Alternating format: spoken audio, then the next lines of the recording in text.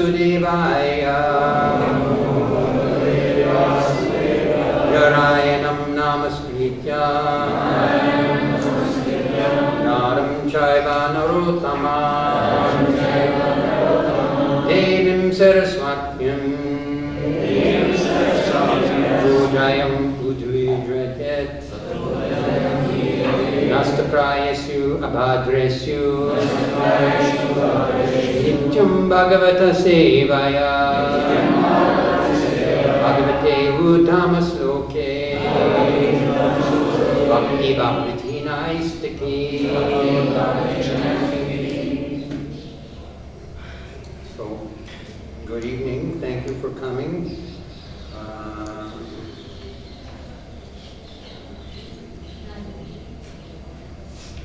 When Parvati called and asked me to give class, she told me that my verse would be 23, but I see here that it's 24. It doesn't matter, mostly they are pretty much the same. So I'm going to do again 23. And we'll have hopefully a nice discussion. Ye api arya devata bhaktyati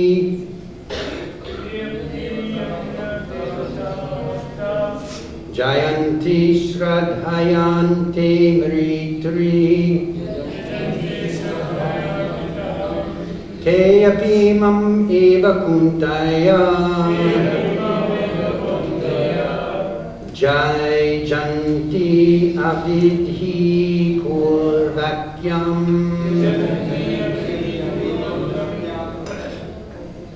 Those who are devotees of other gods and who worship them with faith actually worship only me, O son of Kunti. But they do so in a wrong way. Purport. Persons who are engaged in the worship of demigods are not very intelligent. Although such worship is offered to me indirectly, Krishna says. For example, when a man pours water on the leaves and branches of a tree without pouring water on the root, he does so without sufficient knowledge or without observing regulated principles. Similarly, the process of rendering service to different parts of the bodies is to supply food to the stomach.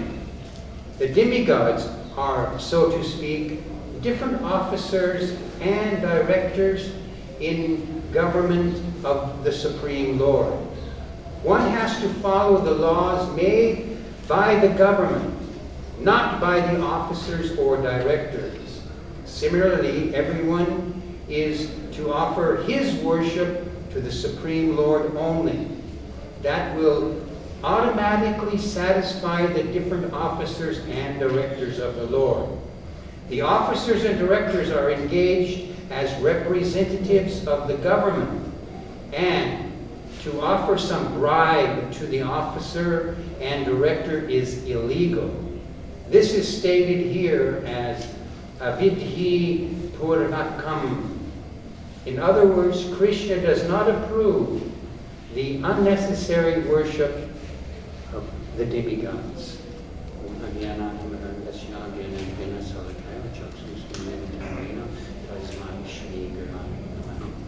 Om Vishnu Gadaya Krishna Prestaya Bhutale Srimati Bhaktivedanta Swami Nityanamane Namaste Saraswati Deve Gauravani Pacharani Nirvishesha Sundari Paschacharya Satarani.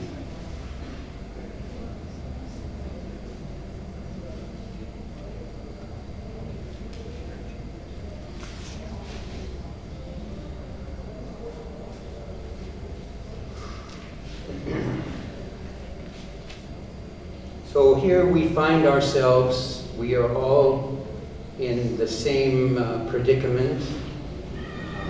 We are here in this material world. And because we cannot immediately give up our concept of material existence and material happiness and material distress, and because we don't have any knowledge, or we have very little knowledge of spiritual life, sometimes it's mentioned in the Vedic literatures that we worship demigods. Now, as for myself, coming from the West, there was no conception of demigods unless we go back to Greek mythology, where they had Thor and Zeus and these different demigods.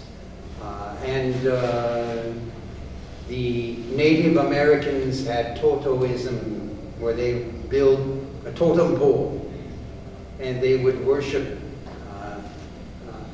not demigods, but representatives of nature in that sense. But here in India,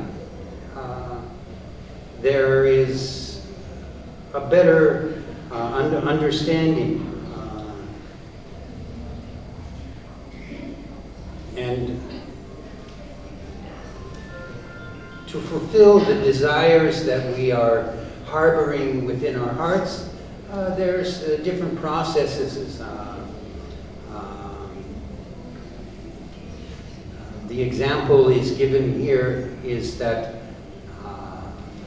if one wishes that they can find a beautiful wife, there's a process by which they can worship Uma. And who is Uma?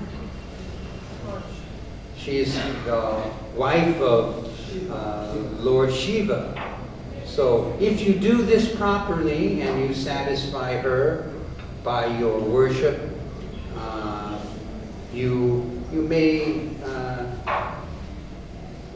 be benedicted and receive a beautiful wife. However, this beautiful wife is also going to cause you distress and agitate your mind and agitate your senses and cause you so many other material inconveniences. And the opposite is true for the woman and the man. So we can understand that in this material creation, now we are studying the Srimad Bhagavatam Jambudvip and talking about the whole material creation. There are 33 million demigods. So this is a very large government body.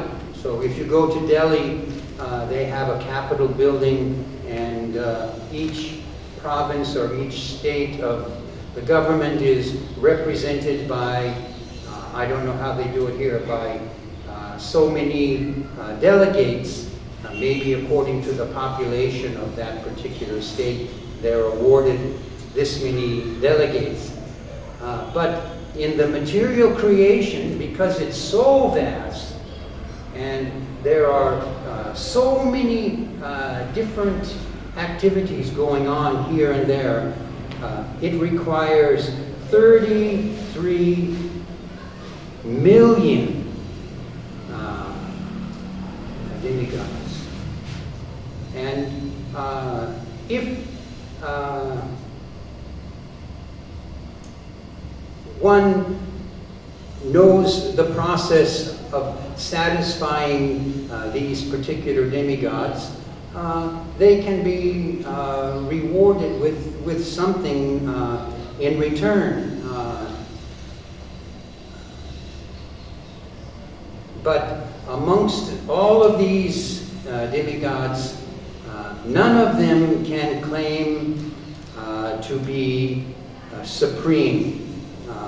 Krishna says here, Te api mam evam kuntaya, that the worship of different demigods is indirectly offering worship to me because they are my representatives. But avidhi purvakam, this means this type of worship is not recommended. Vidhi purvakam, it means that there are some rules and regulations that we must follow. Now, hopefully, once we've come to this platform of spiritual understanding, we no longer have any need for worshiping the demigods, but because this was a concern at this time, and Arjuna and Krishna were discussing it, today we are also discussing that. We are on a higher platform than that of demigod worship.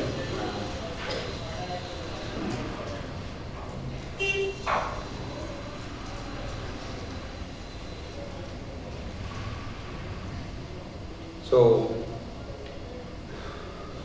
the object of worshiping the demigods, Prabhupada uses here in the purport, is like giving sustenance to the entire body. One must give food to the stomach.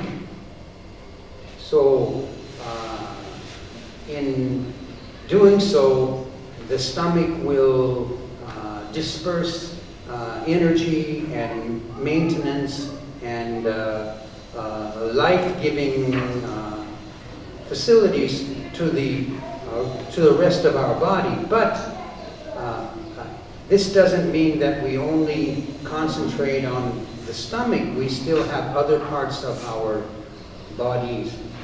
And so, just like today, because of the weather, what are we doing?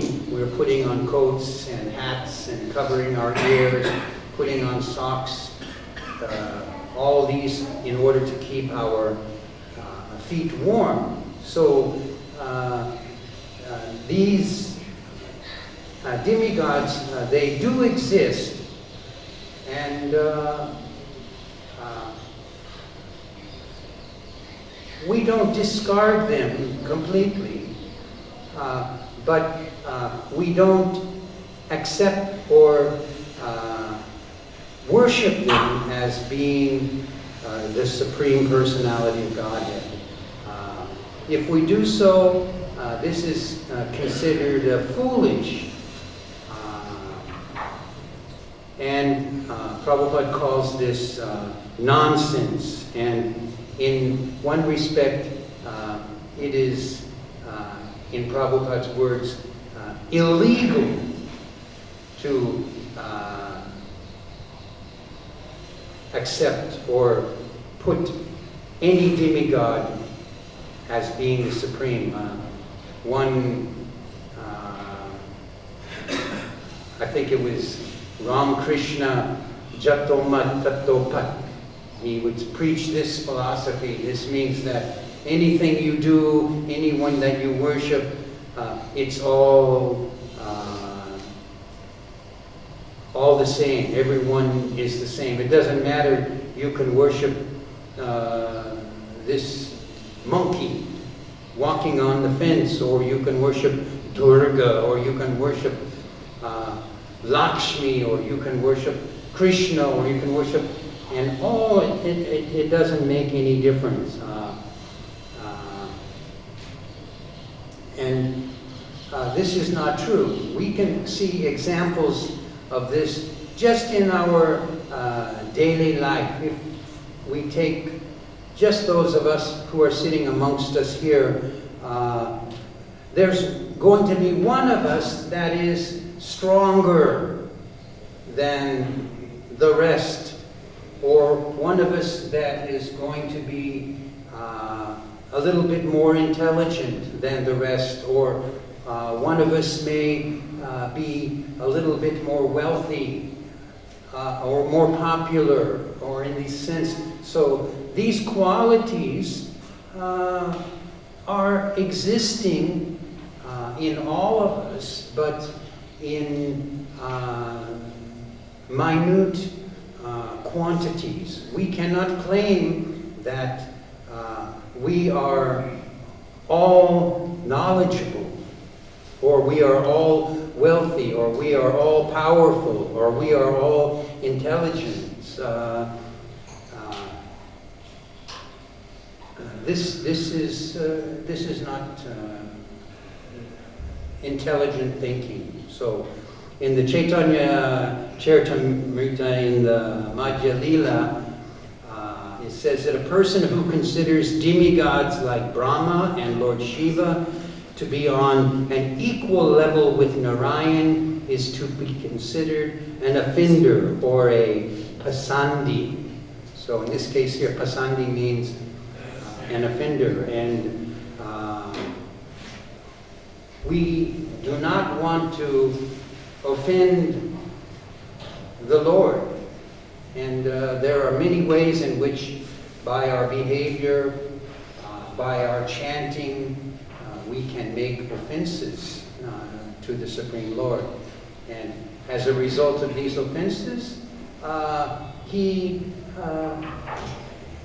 continues to be a mystery to us. He does not reveal Himself to us in fully. So Krishna says that I am the only enjoyer and beneficiary of all kinds of sacrifices. So we know of the example of Krishna when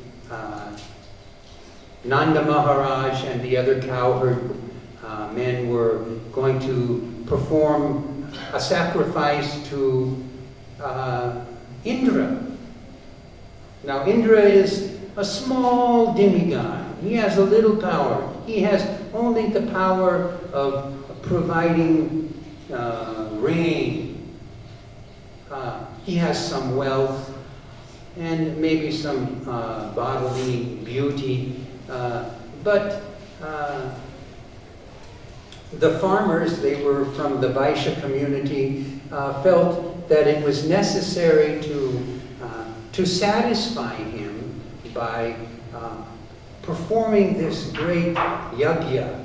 And we know the story of how Krishna persuaded them to, instead of offering all of this food stuff and their time and their energy to worshiping Indra, let's worship Govardhan Hill.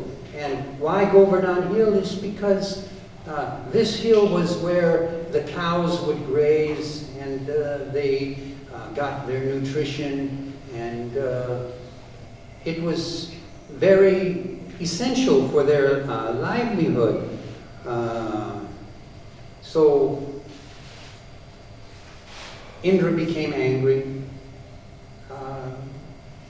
He became puffed up, and he was trying to chastise these innocent cowherd villagers. But we know how Krishna saved them, and in return he brought Indra to his knees.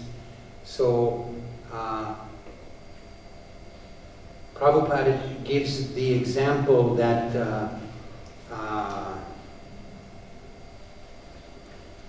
in a factory there may be many, thousands of workers, and all of them are doing a little part of work to keep this factory running, and I may be sitting on the assembly line putting this screw into this bolt and this one, and I'm doing this all day long, and I'm thinking that I'm enjoying, I'm receiving some satisfaction, I get some remuneration for my labor, but my activity is very small and very insignificant, and the one who's really enjoying is the owner of the factory, who takes the work that all of us have done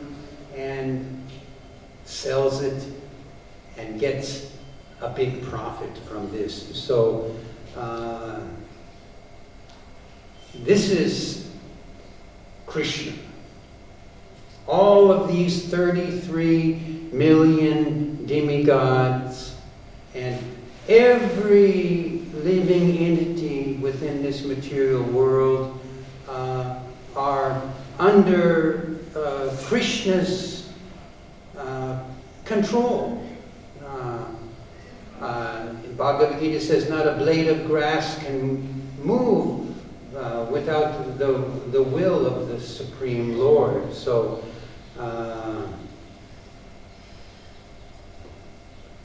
in this material world, there is always competition between one living entity and the other living entity as to who is going to become the biggest enjoyer. So most people, their interpretation would be who has the most money, right? So amongst rich people, they say that that person who has the most expensive toys, you know, he's the biggest enjoyer. So for them, toys is having a Ferrari, a Maserati car, a big house, a jet, an airplane, and all of these things we strive to collect, thinking that we are going to get some enjoyment from these material objects. But this is explained as chewing the chewed. So it's no pleasure, no satisfaction in these things, and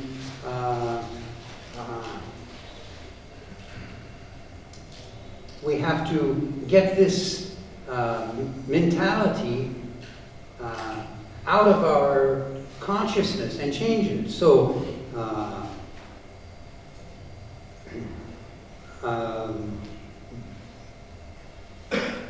I was reading a lecture and Prabhupada was talking about family life, and he says that the husband thinks that I will become satisfied if I satisfy my wife and my children. So what does he do? He goes out and works. And Bhagavad Gita describes this as mudha. Mudha means what? Foolish. Or ass. So the mudha works hard for his master,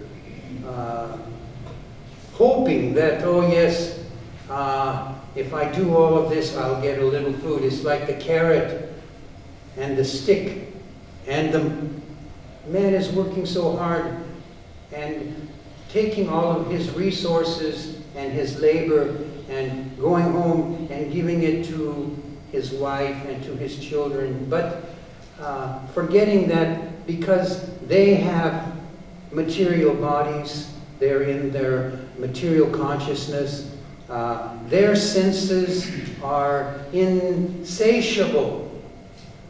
They cannot be satisfied with any amount of wealth.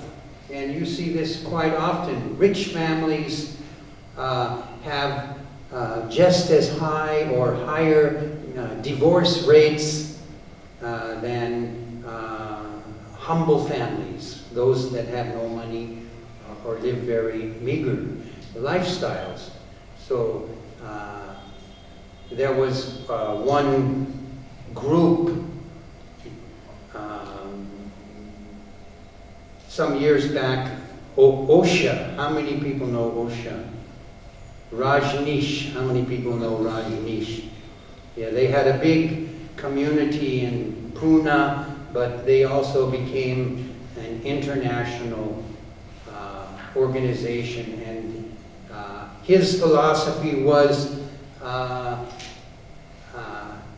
indulge the senses until they become tired and they don't want any more. So with whatever you want to do, sex life, so they would have sex orgies with your husband and your wife or whatever, everyone together having sex freely in one big room, and then taking drugs, and then suddenly the AIDS virus became recognized, and their liberal sex life was immediately curtailed. Oh, now we have to stop this because it's dangerous. So we can see how foolish this type of mentality is. So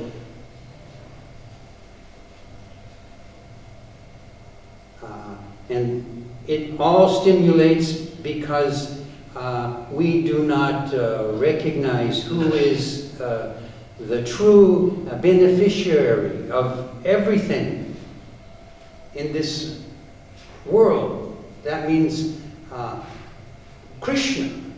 And what we are doing is we are trying to encroach on what is actually belonging to Krishna and claiming it for ourselves. So, and this can be seen in all societies around the world. Everyone is claiming that we want peace. But one neighbor is living next to another neighbor, and there is a dispute over boundaries of land. No, this land belongs to me. No, this land belongs to me. Or one country or one company manufactures and steals the patent or the manufacturing ideas of another company, and in this way there's strife and there's conflict going on between all of these people. So we have to build police forces, and we build these police forces in order to maintain some kind of order in the society. And in the material creation, the demigods work as this type of police force. Their respective duties are to take charge of certain aspects of this material world. And if we live within this material world and we recognize this, that, oh yes, he is just the governor, but there is a president also, and the laws of the president supersede those of the governor, so therefore we must follow those instructions. And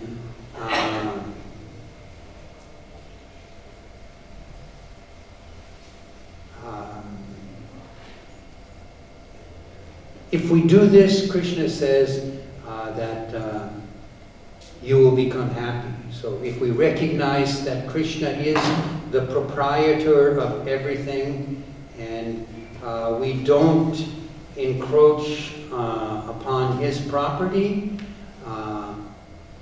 then material nature will stop punishing us. So we are being inflicted by misery, threefold miseries.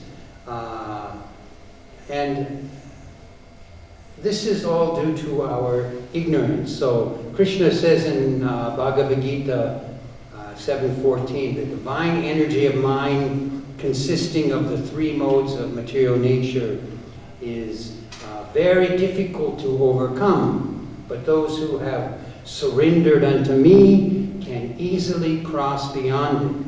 So the material nature is not a very kind mistress.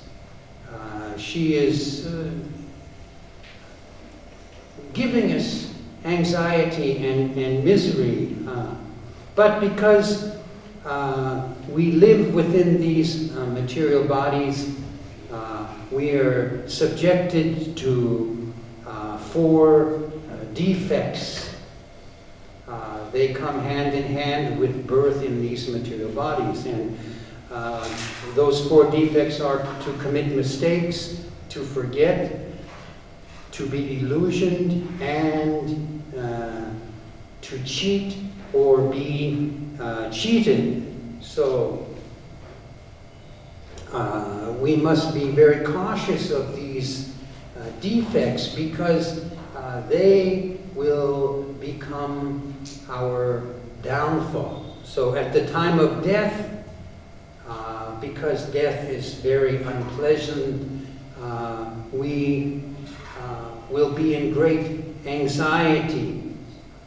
Even though we have made spiritual advancement, and we should be at the stage of consciousness where we know that we are not these material bodies, but we are simply residing within these bodies. When that pain obstructs our consciousness, we will forget whatever we have learned, and we will be put into illusion that I am suffering, I am in pain, I am in misery through this material body. And most importantly, we will become cheated out of all of the efforts that we have made to get free from the clutches of material life and to go back home, back to Godhead. We will be cheated by this material energy into thinking all of these things that are related to the sufferings of this material body, and the result is our reward is again taking birth again into this material world. So we don't want this. We have to, of course, as I said earlier, none of us are engaged in demigod worship, I hope. Does anyone here worship the demigods? Yes, we all worship the demigods because we are worshiping Krishna. Krishna is the stomach. We are feeding the stomach, and so all of the demigods, they become appeased and satisfied when they see that someone is obeying the rules of this material creation. But we don't accept the demigods as being the supreme, putting them on the same level or platform as Krishna. So we heard today that describing the velocity or the size of Lord Shiva.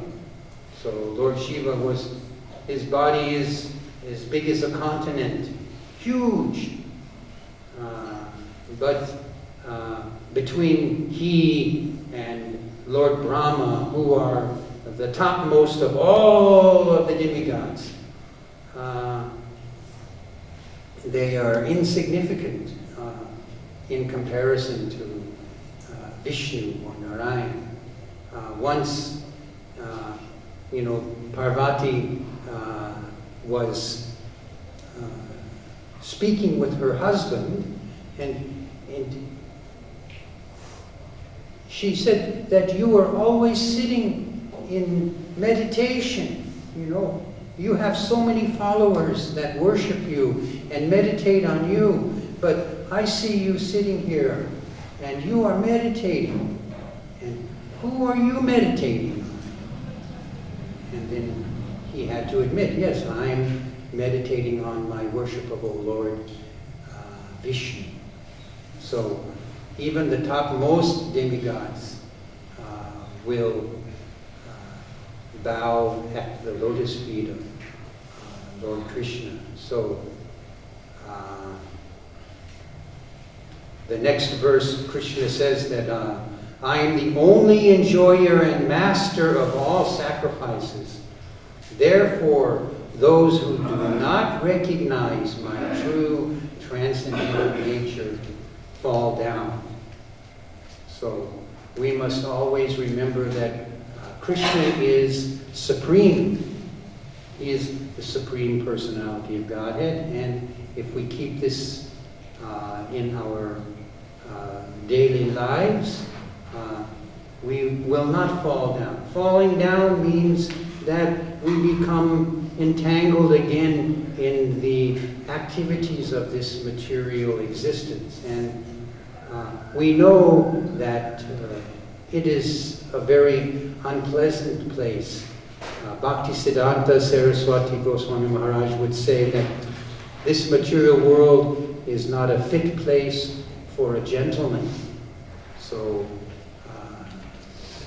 Krishna has given us very nice instructions on how to get free.